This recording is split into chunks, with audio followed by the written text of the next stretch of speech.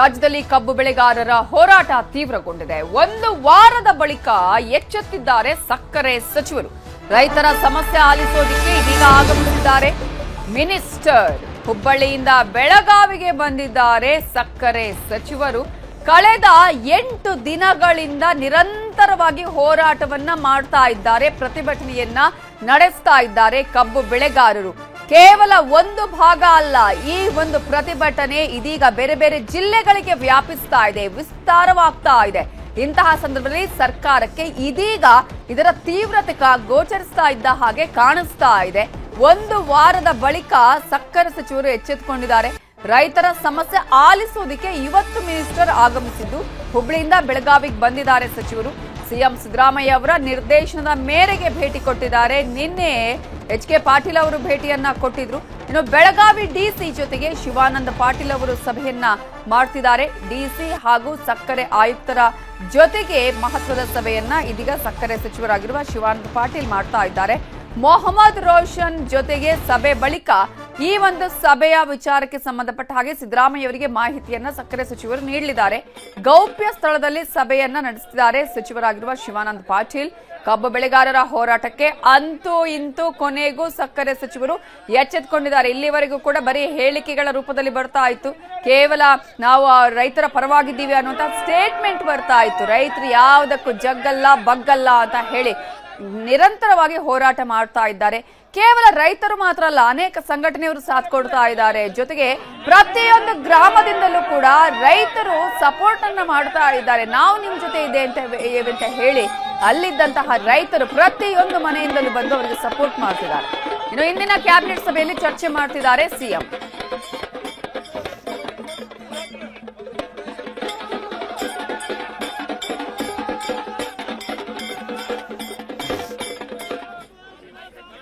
ಸದ್ಯದ ಡೆವಲಪ್ಮೆಂಟ್ಸ್ ಏನು ಅನ್ನೋದ್ರ ಬಗ್ಗೆ ಇನ್ನಷ್ಟು ಅಪ್ಡೇಟ್ಸ್ ಅನ್ನ ಕೊಡೋದಕ್ಕೆ ಬೆಳಗಾವಿಯಿಂದ ನಮ್ಮ ರಿಪೋರ್ಟರ್ ಚಂದ್ರಕಾಂತ್ ಸುಗಂಧಿ ನೇರ ಸಂಪರ್ಕದಲ್ಲಿ ಜಾಯ್ನ್ ಆಗಿದ್ದಾರೆ. ಸಚಿವ ಸಂಪುಟ ಸಭೆಯಲ್ಲಿ ಚರ್ಚೆ ಆಯ್ತಾ ಕಬ್ಬು ಬೆಳೆಗಾರರ ಹೋರಾಟದ ವಿಚಾರ ಅನ್ನೋದ್ರ ಬಗ್ಗೆ ಡೀಟೇಲ್ಸ್ ಕೊಡೋದಕ್ಕೆ ನಮ್ಮ ರಿಪೋರ್ಟರ್ ತಿಮ್ಮೇಗೌಡರು ನೇರ ಸಂಪರ್ಕದಲ್ಲಿ ಜಾಯ್ನ್ ಆಗಿದ್ದಾರೆ. ಮೊದಲನೇದಾಗಿ ನಾವು ಬೆಳಗಾವಿಗೆ ಹೋಗೋಣ. ಬೆಳಗಾವಿಯಲ್ಲಿ ಚಂದ್ರಕಾಂತ್ ಸುಗಂಧಿ ಇದ್ದಾರೆ. ಚಂದ್ರಕಾಂತ್ ಸುಗಂಧಿ, ಶಿವಾನಂದ ಪಾಟೀಲ್ ಅವರ ಸಭೆ ಆರಂಭ ಆಯ್ತಾ?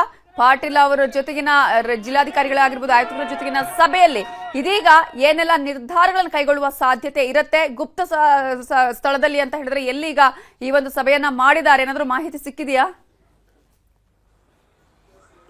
ನವಿತಾ ಜೈನ್, ಏನು ಕಬ್ಬು ಬೆಳೆಗಾರರ ಹೋರಾಟಕ್ಕೆ ರಾಜ್ಯ ಸರ್ಕಾರ ಕೊನೆಗೂ ಮಾಡಿರ್ತಕ್ಕಂಥದ್ದು. ಏನು ಬೆಳಗಾವಿಗೆ ಸ್ವತಃ ಸಕ್ಕರೆ ಸಚಿವ ಶಿವಾನಂದ ಪಾಟೀಲ್ ಈಗ ಭೇಟಿ ಕೊಟ್ಟಿದ್ದಾರೆ. ರಹಸ್ಯ ಸ್ಥಳದಲ್ಲಿ ಅಂದ್ರೆ ಖಾಸಗಿ ಹೋಟೆಲ್ ನಲ್ಲಿ ಈಗ ಸಭೆ ಆರಂಭವಾಗಿರ್ತಕ್ಕಂಥದ್ದು. ಬೆಳಗಾವಿ ಜಿಲ್ಲಾಧಿಕಾರಿ ಮೊಹಮ್ಮದ್ ರೋಷನ್, ಎಸ್ಪಿ ಭೀಮಾಶಂಕರ ಗುಳೆ ಸೇರಿದಂತೆ ಅನೇಕ ಹಿರಿಯ ಅಧಿಕಾರಿಗಳು ಈ ಒಂದು ಸಭೆಯಲ್ಲಿ ಪಾಲ್ಗೊಂಡಿದ್ದಾರೆ. ಕಳೆದ 8 ದಿನಗಳಿಂದ ಬೆಳಗಾವಿ ಬಾಗಲಕೋಟೆ ಜಿಲ್ಲೆಯ ಮಧ್ಯಭಾಗದಲ್ಲಿರ್ತಕ್ಕಂಥ ಗುರ್ಲಾಪುರ ಕ್ರಾಸ್ ನಲ್ಲಿ ರೈತರು ಪ್ರತಿಭಟನೆ ಮಾಡ್ತಾ ಇದ್ರು. ಈ ಪ್ರತಿಭಟನೆ ನಾಳೆ ಏನು ಹೆದ್ದಾರಿ ತಡೆಗೆ ಕರೆ ಕೊಟ್ಟಿರ್ತಕ್ಕಂಥದ್ದು. ಒಂದ್ ವೇಳೆ ರಾಷ್ಟ್ರೀಯ ಹೆದ್ದಾರಿ ತಡೆ ಆದ್ರೆ ಇಡೀ ಬೆಳಗಾವಿ ಜಿಲ್ಲೆಯಾದ್ಯಂತ ಸಾಕಷ್ಟು ಕಾನೂನು ಸುವ್ಯವಸ್ಥೆಗೆ ಸಮಸ್ಯೆ ಆಗುತ್ತೆ ಮತ್ತು ರೈತರು ಕೇವಲ ಬೆಳಗಾವಿ ಬೈಲಹೊಂಗಲ ಅಲ್ಲದೆ ಇಡೀ ತಾಲೂಕು ಹಳ್ಳಿ ಗ್ರಾಮಗಳಲ್ಲೂ ಕೂಡ ಈಗ ಪ್ರತಿಭಟನೆಯನ್ನು ಮಾಡ್ತಾ ಇದ್ದಾರೆ. ಬೀದಿಗಿಳಿದು ಸರ್ಕಾರದ ವಿರುದ್ಧ ಏನು ಆಕ್ರೋಶ ವ್ಯಕ್ತಪಡಿಸಿದ್ದಾರೆ. ಈ ಹಿನ್ನೆಲೆಯಲ್ಲಿ ಈಗ ಸಕ್ಕರೆ ಸಚಿವ ಶಿವಾನಂದ ಪಾಟೀಲ್ ಎಚ್ಚೆತ್ತುಕೊಂಡಿದ್ದಾರೆ. ನಿನ್ನೆ ಸಚಿವ ಎಚ್ ಕೆ ಪಾಟೀಲ್ ನಡೆದಂತಹ ಸಂಧಾನ ಸಭೆ ಸಂಪೂರ್ಣವಾಗಿ ವಿಫಲವಾಗಿತ್ತು. ಹೀಗಾಗಿ ಈಗ ಫೀಲ್ಡ್ಗೆ ಸ್ವತಃ ಸಚಿವ ಶಿವಾನಂದ ಪಾಟೀಲ್ ಇಳಿದಿರ್ತಕ್ಕಂಥದ್ದು. ಖಾಸಗಿ ಹೋಟೆಲ್ ನಲ್ಲಿ ಸಭೆಯನ್ನ ಮಾಡ್ತಿದ್ದಾರೆ. ಒಂದು ವೇಳೆ ಎಷ್ಟು ದರ ಘೋಷಣೆ ಮಾಡಬೇಕು, ಈಗ ಜಿಲ್ಲಾಧಿಕಾರಿಗಳು ಸುಮಾರು 3200 ವರೆಗೆ ದರ ಕೊಡಬಹುದು ಅಂತಕ್ಕಂಥ ಮಾಹಿತಿಯನ್ನ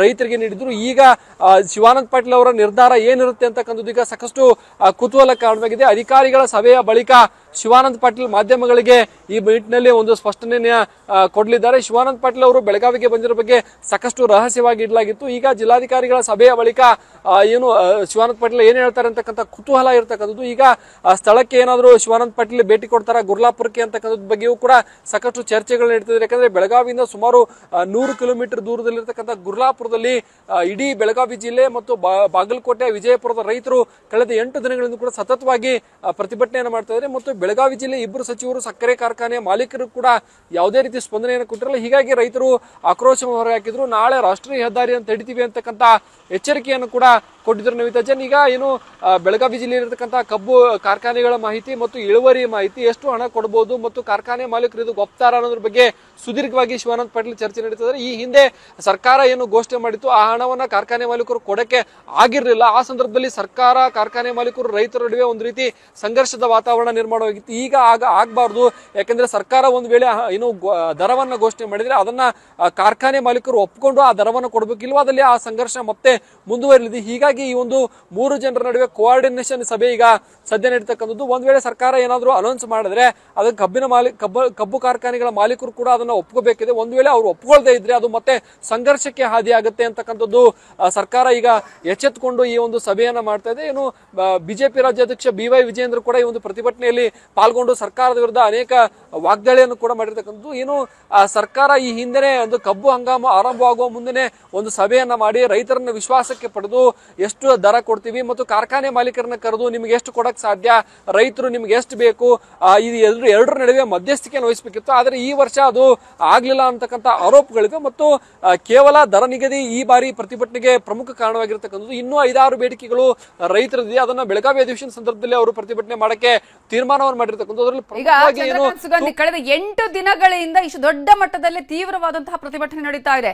ಸರ್ಕಾರ ಅಂದ್ಕೊಂಡಿರ್ಲಿಲ್ವಾ ಇಷ್ಟು ದೊಡ್ಡ ಮಟ್ಟದಲ್ಲಿ ಒಂದು ಹೋರಾಟ ಆಗ್ಬೋದು ಅಂತ? ಈಗ ಎಚ್ಚೆತ್ಕೊಂಡಿದೆ. ಜೊತೆಗೆ ಸಕ್ಕರೆ ಸಚಿವರು ಪ್ರತಿನಿತ್ಯ ಒಂದು ಬೈಟ ನಿನ್ನೆ ಎಲ್ಲ ಮಾತನಾಡಿದ್ದಷ್ಟೇ, ನಾವು ಜೊತೆಗಿದ್ದೀವಿ, ರೈತರ ಜೊತೆಗಿದ್ದೀವಿ ಅಂತ ಹೇಳಿ ಇಷ್ಟು ದೊಡ್ಡ ಮಟ್ಟದಲ್ಲಿ ಕಾವು ಪಡೆಯುತ್ತೆ ಅನ್ನೋದ ಅರ್ಥ ಆಗಿರ್ಲಿಲ್ವಾ? ಇದೀಗ ಎಚ್ಚೆತ್ಕೊಂಡಿದಾರಾ? ಸಕ್ಕರೆ ಸಚಿವರಿಗೆ ಇವತ್ತು ದಿನ ಬಂತ ಅಲ್ಲಿ ಹೋಗೋದಿಕ್ಕೆ?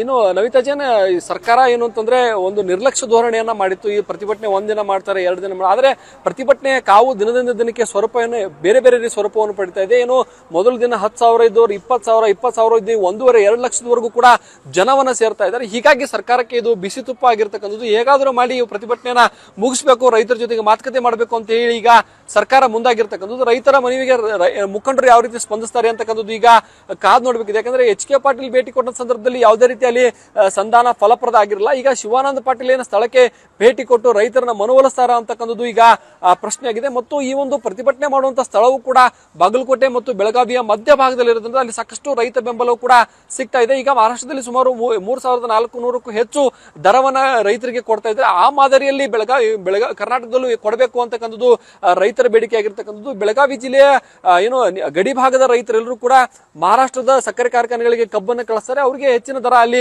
ಸಿಗುತ್ತೆ. ಏನು ಕರ್ನಾಟಕ ಮತ್ತು ಮಹಾರಾಷ್ಟ್ರದ ಗಡಿ ಭಾಗದಲ್ಲಿ ಸುಮಾರು 10ಕ್ಕೂ ಹೆಚ್ಚು ಕಾರ್ಖಾನೆಗಳಿರ್ತಕ್ಕಂಥದ್ದು ಮತ್ತು ಬೆಳಗಾವಿಯಲ್ಲಿ ಸುಮಾರು 29 ಕಾರ್ಖಾನೆಗಳು ಈಗ ಸದ್ಯ ಕಾರ್ಯನಿರ್ವಹಣೆ ಮಾಡ್ತವೆ. ಈ ಒಂದು ಸರ್ಕಾರಗಳು ಈ ಮೊದಲೇ ಅಂದ್ರೆ ಕಬ್ಬು ಹಂಗಾಮು ಅಂದ್ರೆ ನವೆಂಬರ್ ತಿಂಗಳು ಮೊದಲು ಅಕ್ಟೋಬರ್ ಕೊನೆಯಲ್ಲಿನೇ ಈ ಒಂದು ತೀರ್ಮಾನವನ್ನು ಮಾಡಬೇಕು ಮತ್ತು ಕಬ್ಬು ಕಾರ್ಖಾನೆ ರೈತ ಮುಖಂಡರು ಹಾಗೇನೆ ಕಾರ್ಖಾನೆ ಮಾಲೀಕರ ಜೊತೆಗೆ ಒಂದು ಸಮನ್ವಯತೆಯನ್ನು ಮಾಡಬೇಕಾದಂತ ಕೆಲಸ ಸರ್ಕಾರದ್ದು. ಆ ಒಂದು ಕೆಲಸದಲ್ಲಿ ಈ ಬಾರಿ ವಿಫಲವಾಗಿದ್ದರಿಂದ ಈಗ ಪರಿಣಾಮವನ್ನ ಸರ್ಕಾರ ಎದುರಿಸ್ತಾ ಇದೆ. ನವಿತಾ ಜೈನ್, ಏನು ರಾಜ್ಯ ಸರ್ಕಾರ ಅನೇಕ ಮುಖಂಡರು ಮಾತಾಡಿದ್ರು, ಇದು ಕೇಂದ್ರ ಸರ್ಕಾರದತ್ತ ಬೊಟ್ಟು ಮಾಡಿದ್ರು. ಆದ್ರೆ ರಾಜ್ಯ ಸರ್ಕಾರ ಇದಕ್ಕೆ ಜವಾಬ್ದಾರಿ ಆಗುತ್ತೆ. ಕಾರ್ಖಾನೆಗಳಿಂದ ಹಣವನ್ನ ಕೊಡಿಸುವ ಜವಾಬ್ದಾರಿ ರಾಜ್ಯ ಸರ್ಕಾರವನ್ನು ವಹಿಸಬೇಕು ಅಂತಕ್ಕಂಥದ್ದು ಈಗ ರೈತರ ಪ್ರಮುಖ ಬೇಡಿಕೆ ಆಗಿದೆ. ಇವತ್ತು ಶಿವಾನಂದ ಪಾಟೀಲ್ ಸಭೆಯಲ್ಲಿ ಯಾವ ನಿರ್ಧಾರಗಳನ್ನ ಮಾಡ್ತಾರೆ ಅನ್ನೋದ್ರ ಬಗ್ಗೆ ಕೂಡ ಸಾಕಷ್ಟು ಕುತೂಹಲ ಈಗ ಸದ್ಯ ಇರತಕ್ಕಂಥದ್ದು. ನವಿತಾ ಜೈನ್, ಓಕೆ, ಹಾಗೆ ಸಂಪರ್ಕದಲ್ಲಿರಿ ಚಂದ್ರಕಾಂತ್ ಸುಗಂಧಿ. ಇನ್ನು ಮತ್ತೊಂದು ಕಡೆ ನಾಳೆ ಸಕ್ಕರೆ ಕಾರ್ಖಾನೆ ಮಾಲೀಕರ ಸಭೆಯನ್ನ ಕರೆದಿದ್ದಾರೆ ಸಿಎಂ ಸಿದ್ದರಾಮಯ್ಯ ಅವರು. BY ವಿಜಯೇಂದ್ರ ವಿರುದ್ಧ ಈ ಸಂದರ್ಭದಲ್ಲಿ ಸಿದ್ದರಾಮಯ್ಯ ಆಕ್ರೋಶವನ್ನ ವ್ಯಕ್ತಪಡಿಸಿದ್ದಾರೆ. ರೈತರನ್ನ ಎತ್ತಿ ಕಟ್ತಿದ್ದಾರೆ ಅಂತ ಸಿದ್ದರಾಮಯ್ಯ ಗರಂ ಆಗಿದ್ದಾರೆ. ಕ್ಯಾಬಿನೆಟ್ನಲ್ಲಿ ವಿಜಯೇಂದ್ರ ವಿರುದ್ಧ ಸಿಟ್ಟನ್ನ ಹೊರ ಹಾಕಿದ್ದಾರೆ ಸಿಎಂ. ಈಗ ಯಾರನ್ನು ಎತ್ತಿ ಕಟ್ಟುವ ಸ್ಥಿತಿಯಲ್ಲಿ ಇಲ್ಲ. ಕಾರಣ ರೈತರ ಹೋರಾಟ ಆ ರೀತಿಯಾಗಿದೆ, ಆ ಸ್ವರೂಪವನ್ನ ಪಡೆದುಕೊಂಡಿದೆ. ರೈತರು ಕಳೆದ 8 ದಿನಗಳಿಂದ ಹೋರಾಟ ಮಾಡ್ತಿದ್ದಾರೆ. ಒಂದಲ್ಲ ಎರಡಲ್ಲ, ಮೊದಲೇ ಎಚ್ಚೆತ್ತುಕೊಳ್ಬೇಕಾಗಿತ್ತು ಸರ್ಕಾರ. ಇದೀಗ ಅವ್ರು ಹೋದ್ರು ಇವ್ರು ಸಪೋರ್ಟ್ ಮಾಡಿದ್ರು ಅನ್ನುವ ಕಾರಣಕ್ಕಾಗಿ ಗರಂ ಆದ್ರೆ ಏನು ಪ್ರಯೋಜನ ಆಗುದಿಲ್ಲ. ರೈತರ ಕೆಂಗಣ್ಣಿಗೆ, ಅವರ ಕೋಪಕ್ಕೆ ಗುರಿ ಆಗ್ಬೇಕಾಗುತ್ತೆ. ರೈತರು ಎಷ್ಟು ಒಂದು ಸಂಘಟನೆ ಅಲ್ಲ, ಲಕ್ಷ ರೈತರು ಅಲ್ಲಿ ಸೇರಿದ್ದಾರೆ. ಇಂತಹ ಸಂದರ್ಭದಲ್ಲಿ ಇದರ ಏನು ತೀವ್ರತೆ ಏನು ಅನ್ನೋದನ್ನ ಸರ್ಕಾರ ಮೊದಲೇ ಗಮನಿಸಬೇಕಾಗಿತ್ತು. ಇಷ್ಟು 1 ವಾರ ಆದ ಬಳಿಕ ಇದೀಗ ಎಚ್ಚೆತ್ತುಕೊಂಡಿದೆ ಸರ್ಕಾರ. ಕಳೆದ ಹಲವು ದಿನಗಳಿಂದಲೂ ರೈತರು ಮನವಿಯನ್ನ ಮಾಡ್ತಾನೆ ಇದ್ದಾರೆ, ಬೇಡಿಕೆಗಳನ್ನ ಇಟ್ಕೊಂಡು ಹೋರಾಟ ಮಾಡ್ತಿದ್ದಾರೆ.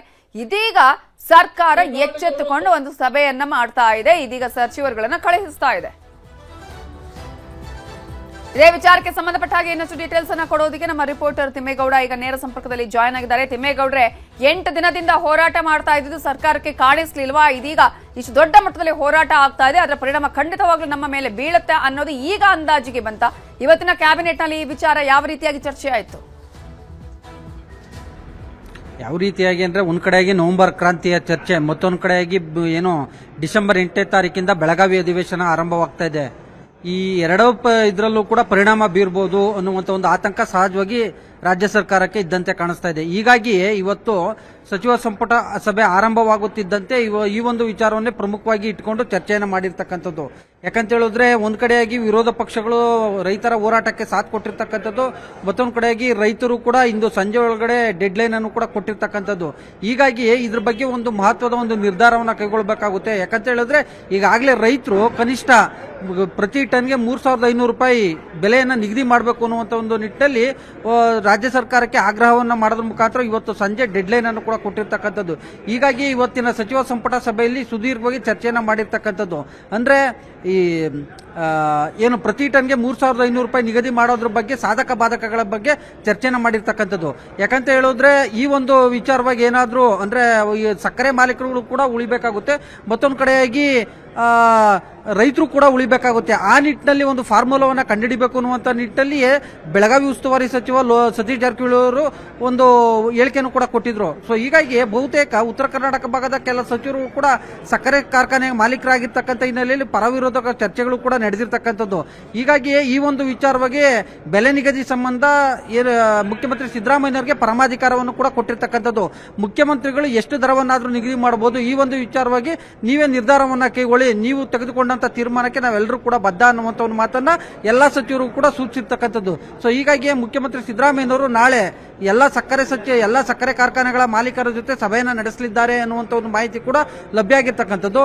ಬಹಳ ಮುಖ್ಯವಾಗಿ ಏನು ಈ ಒಂದು ಸಚಿವ ಸಂಪುಟಕ್ಕೆ ಏನು ಸಕ್ಕರೆ ಸಚಿವ ಶಿವಾನಂದ ಪಾಟೀಲ್ ಅವರು ಏನು ಗೈರಾಗಿದ್ರು. ಯಾಕಂತ ಹೇಳಿದ್ರೆ ಅಲ್ಲಿ ಬೆಳಗಾವಿಯಲ್ಲಿ ಹೋರಾಟ ತೀವ್ರಗೊಂಡಿರ್ತಕ್ಕಂಥ ಹಿನ್ನೆಲೆಯಲ್ಲಿ ಸಹಜವಾಗಿ ಬೆಳಗಾವಿಗೆ ತೆರಳಿ ಅಲ್ಲಿ ಜಿಲ್ಲಾಧಿಕಾರಿಗಳು ಮತ್ತೆ ಸಕ್ಕರೆ ಇಲಾಖೆ ಕಾರ್ಯದರ್ಶಿಗಳು ಮತ್ತೊಂದು ಕಡೆಯಾಗಿ ಸಕ್ಕರೆ ಇಲಾಖೆ ಅಧಿಕಾರಿಗಳ ಜೊತೆ ಸಭೆಯನ್ನು ಕೂಡ ಮಾಡ್ತಾ ಇದ್ದಾರೆ. ಯಾಕಂತ ಹೇಳಿದ್ರೆ ಒಂದ್ ವೇಳೆ ಏನಾದ್ರೂ ಇಲ್ಲಿ ಸರ್ಕಾರ ರೈತರ ಪರವಾಗಿ ಏನಾದ್ರೂ ತೀರ್ಮಾನವನ್ನು ತೆಗೆದುಕೊಂಡಿದ್ದೇ ಆಗಿದ್ದಲ್ಲಿ ಅಲ್ಲಿ ಇಂದು ಸಂಜೆ ಒಳಗಡೆ ಏನ್ ಡೆಡ್ ಲೈನ್ ಅನ್ನ ಕೊಟ್ಟಿದ್ದಾರಲ್ಲ ರೈತರು, ಅಲ್ಲಿಗೆ ತೆರಳಿ ಸರ್ಕಾರದ ಪರವಾಗಿ ಅಲ್ಲಿ ತೆರಳಿ ರೈತರ ಮನವೊಲಿಕೆ ಮಾಡಬಹುದು ಅನ್ನುವಂತ ಒಂದು ಹಿನ್ನೆಲೆಯಲ್ಲಿ ಆ ಬೆಳಗಾವಿಯಲ್ಲೇ ಮೊಕ್ಕ ಮೂಡಿರ್ತಕ್ಕಂಥ ಠಿಕಾಣಿ ಹೂಡಿರ್ತಕ್ಕಂಥ ಶಿವಾನಂದ ಪಾಟೀಲ್ ಅವರು ಅಲ್ಲಿರ್ತಕ್ಕಂಥ ಅಧಿಕಾರಿಗಳ ಜೊತೆ ಸಭೆಯನ್ನ ಮಾಡ್ತಾ ಇದ್ದಾರೆ. ಮತ್ತೊಂದು ಕಡೆಯಾಗಿ ಒಂದು ಸಚಿವ ಸಂಪುಟ ಸಭೆಯಲ್ಲಿ ಹೋರಾಟದ ಬಗ್ಗೆ ಅಂದ್ರೆ ರೈತರ ಹೋರಾಟದ ಬಗ್ಗೆ ಚರ್ಚೆ ನಡೆದಂತಹ ಸಂದರ್ಭದಲ್ಲಿ ಇದಕ್ಕೆಲ್ಲವೂ ಕೂಡ ಕಾರಣ ಅಂದ್ರೆ ಬಿಜೆಪಿ ರಾಜ್ಯಾಧ್ಯಕ್ಷ BY ವಿಜೇಂದ್ರ ಅವರೇ ಕಾರಣ. ಅವರು ಅಲ್ಲಿ ಹೋಗಿ ರೈತರನ್ನ ಪ್ರವೋಕ್ ಮಾಡ್ತಾ ಇದ್ದಾರೆ, ಅವರಿಂದಲೇ ಇಷ್ಟೆಲ್ಲ ಆಗ್ತಾ ಇದೆ ಎನ್ನುವಂತ ಒಂದು ಮಾತನ್ನ ನೇರವಾಗಿ ಮುಖ್ಯಮಂತ್ರಿಗಳೇ ಅಸಮಾಧಾನವನ್ನಗೊಂಡಿರ್ತಕ್ಕಂಥದ್ದು. ಮತ್ತೊಂದು ಕಡೆಯಾಗಿ BY ವಿಜೇಂದ್ರ ವಿರುದ್ಧವೂ ಕೂಡ ತೀವ್ರ ಗರಂ ಆಗಿದ್ದಾರೆ ಎನ್ನುವಂತ ಒಂದು ಮಾಹಿತಿ ಕೂಡ ಲಭ್ಯ ಆಗಿರ್ತಕ್ಕಂಥದ್ದು. Navita Jain. Okay, thank you ತಿಮ್ಮೇಗೌಡ್ರೆ ಡೀಟೇಲ್ಸ್ಗೆ. ಅದೇ ರೀತಿಯಾಗಿ ಬೆಳಗಾವಿಯಿಂದ ಚಂದ್ರಕಾಂತ್ ಸುಗಂಧಿ ಮಾಹಿತಿಯನ್ನು ಕೊಟ್ಟರಿ. ಥ್ಯಾಂಕ್ ಯು ಸೋ ಮಚ್ ಇಬ್ಬರಿಗೂ ಕೂಡ.